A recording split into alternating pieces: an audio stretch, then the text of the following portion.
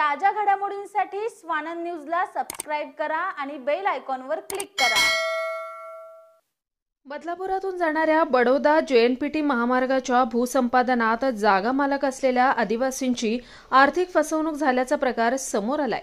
या प्रकरणी बदलापूर ग्रामीण पोलिसांनी गुन्हा दाखल करत 4 आरोपींना अटक केली असून यामध्ये सध्या शिवसेना शिंदे गटात असलेले रायगड जिल्हा परिषदेचे माजी अध्यक्ष सुरेश टोकरे आणि राष्ट्रवादी अजित पवार गटात असलेले नेरळचे माजी सरपंच भगवान चंचे यांचाही समावेश असल्याची खळबळ माजली आहे।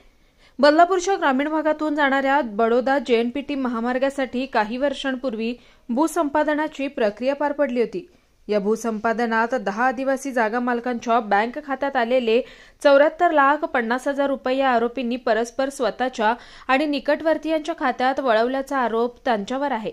या प्रकरणी बदलापूर ग्रामीण पोलिसांनी गुन्हा दाखल करत रायगड जिल्हा परिषदेचे माजी अध्यक्ष सुरेश टोकरे, नेरळ ग्रामपंचायतीचे माजी सरपंच भगवान चंचे, संजय गिरी आणि समीर वेहळे या चौघांना अटक केली असून आणखी 5 ते 6 आरोपींचा शोध सुरू असल्याची माहिती बदलापूर ग्रामीण पोलीस ठाण्याचे प्रभारी API गोविंद पाटील यांनी दिली आहे।